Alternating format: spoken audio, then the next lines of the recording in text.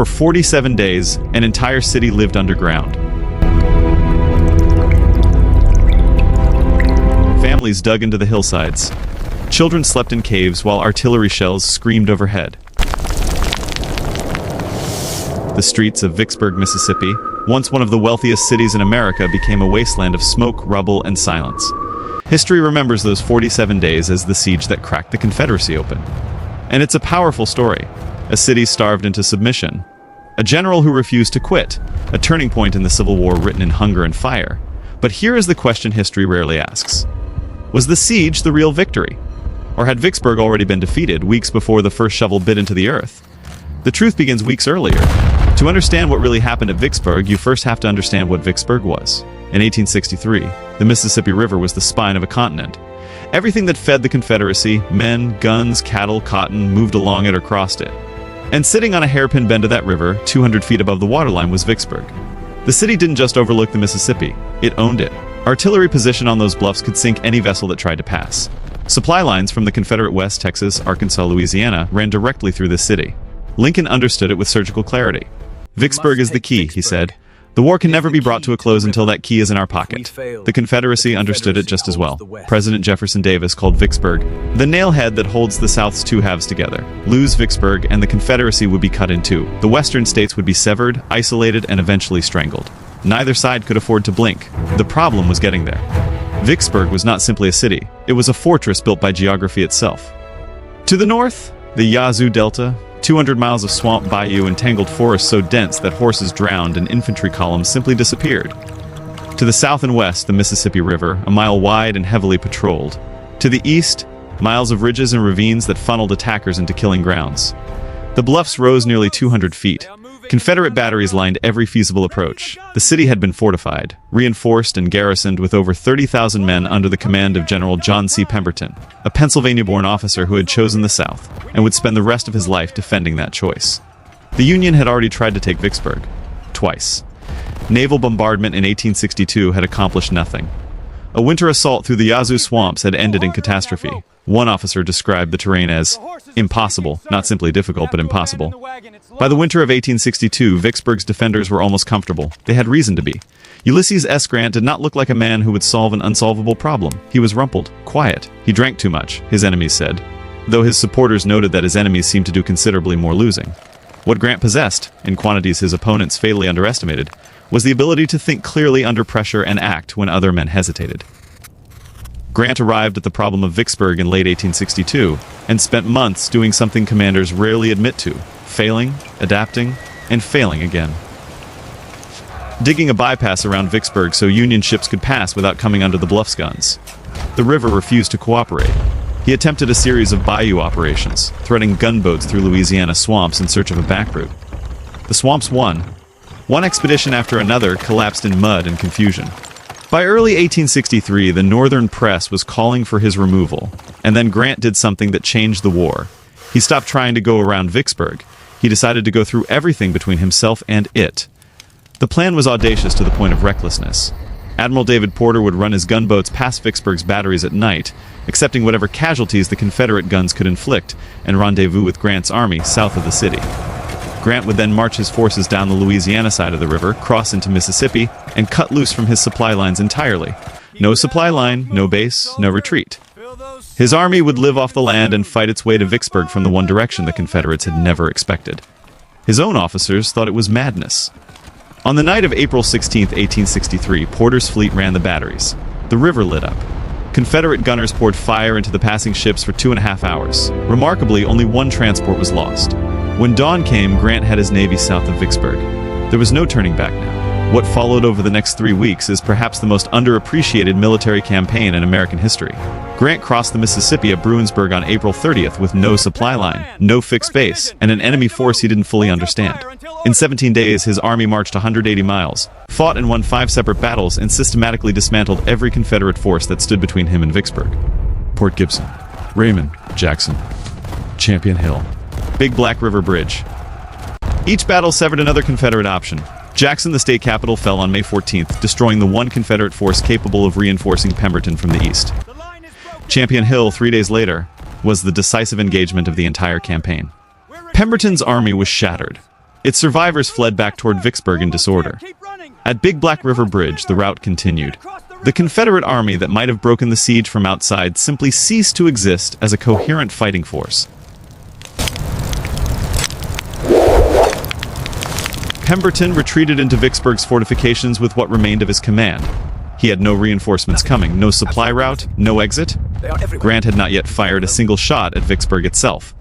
He had already won. This is what history tends to skip.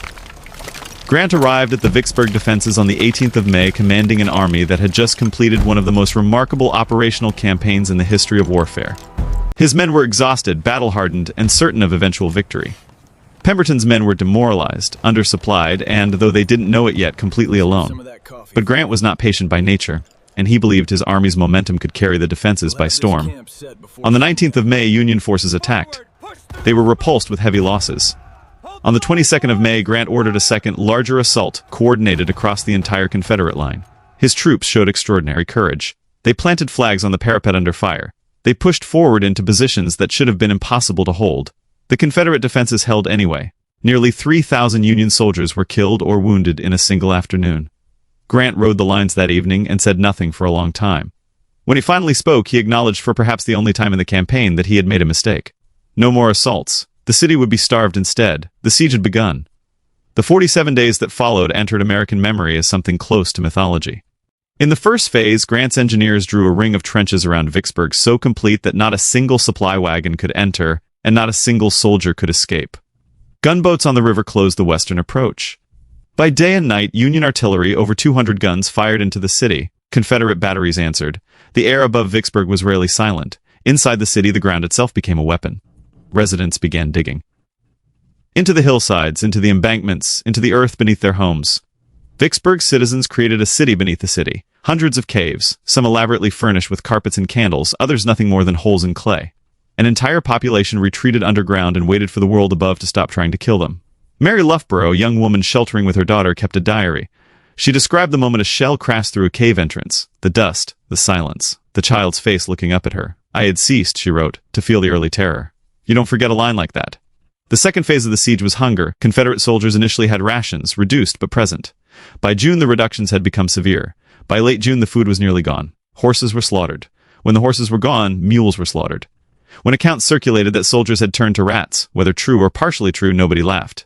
These were men who had been fighting and starving in the same fortifications for more than a month. Disease moved through the Confederate lines with terrible efficiency. Dysentery, malaria. Men who had survived 5 battles were destroyed by contaminated water. Pemberton sent messages east, pleading for relief. General Joseph Johnston, commanding Confederate forces outside Mississippi, received those messages and did not come. His reasons were real. His army was too small, too poorly supplied, and facing impossible odds. But inside Vicksburg, those reasons didn't matter. Every day that passed without Johnston's arrival was another day of starvation. The Confederate soldiers, who had held their lines with remarkable discipline under artillery fire no army should have been expected to endure, began to break. Not militarily, psychologically. They wrote petitions to Pemberton. They gathered in quiet groups and spoke about what had to happen next. They already knew how this ended. On July 3, 1863, John Pemberton requested a ceasefire to discuss terms of surrender. The date was not accidental. Pemberton chose the 4th of July, American Independence Day, believing correctly that Grant might offer more generous terms on a day of national significance. Grant initially demanded unconditional surrender. Then, after a long conversation under a tree between the lines, he made a different choice. Rather than sending 30,000 Confederate prisoners north, an act that would have overwhelmed Union prison facilities and achieved relatively little, Grant paroled them. The Confederate soldiers swore an oath not to take up arms again and went home. It was a military calculation disguised as magnanimity. These were men who could not now be used against the Union. The prison system wouldn't be strained, and the Confederacy received the symbolic humiliation of its army walking away, rather than the practical benefit of having its men returned. Vicksburg fell on July 4, 1863. Now, here is what popular history often compresses into something too simple. The myth says, Grant besieged Vicksburg for 47 days, starved it into submission, and won the Mississippi. The reality is both more complex and more extraordinary. Vicksburg did not fall because of the siege. Vicksburg fell because Grant had destroyed its ability to be saved before the siege began. The campaign that preceded the siege, the river crossing, the 5 battles, the destruction of Confederate forces in the field, had already sealed the city's fate. When Pemberton retreated behind his walls on the 18th of May, There was no scenario in which the Confederacy could relieve him. The siege was the final act of a story that had already been decided. The popular memory focuses on the caves, on the starvation, on the 47 days of artillery. These were real, and they were terrible, and the people who endured them deserve to be remembered. But the strategic genius of Vicksburg was not the siege. It was everything that made the siege work. The audacity of the river crossing, the speed of the inland campaign, the 5 battles in 17 days that left the Confederacy with nothing to send to Pemberton's rescue. Grant understood this. He later called the Vicksburg Campaign the military operation of which he was most proud. Not the siege, the campaign. The news of Vicksburg's fall reached Washington on the same day that reports arrived from a small Pennsylvania town called Gettysburg. 2 Confederate defeats, continent apart, separated by a single turn of the calendar. The effect was immediate and permanent. The Mississippi River was now an American river open to Union commerce from Minnesota to the Gulf. The Confederacy's western states were severed, isolated, and cut off from the main Confederate body. Texas, Arkansas, Louisiana. They would continue fighting, but the strategic lifeline that had fed the Confederate war effort was gone. Lincoln, who had spent 2 years watching generals fail, wrote to Grant directly. "I thought you were wrong," he admitted, referring to the inland campaign. "I now wish to make the personal acknowledgement that you were right, and I was wrong." Grant was given command of all Union armies within the year. The rest is the history everyone knows. But the history everyone knows is incomplete. The Siege of Vicksburg is one of the great stories of the Civil War because of what people endured inside those caves, because of Mary Loughborough and her daughter, because of soldiers who held their lines on rations that would not sustain a child, because of a city that simply refused to quit even when quitting was all that remained. That story is real, and it matters. What is also real is the campaign that made it possible, the nighttime river run, the barefoot march through Mississippi. Port Gibson and Raymond and Jackson and Champion Hill and Big Black River Bridge, 5 battles in 17 days that history barely whispers about. The siege lasted 47 days. The campaign that won it lasted 6 weeks before the first trench was dug. History rarely lives inside a single final chapter. The real story almost always starts somewhere else, in a decision made quietly, in a river crossed in the dark, in a general who looked at an impossible problem and found an answer that no one else could see. Vicksburg's defenders raised the white flag on the 4th of July, 1863. But the outcome had been written long before that morning came.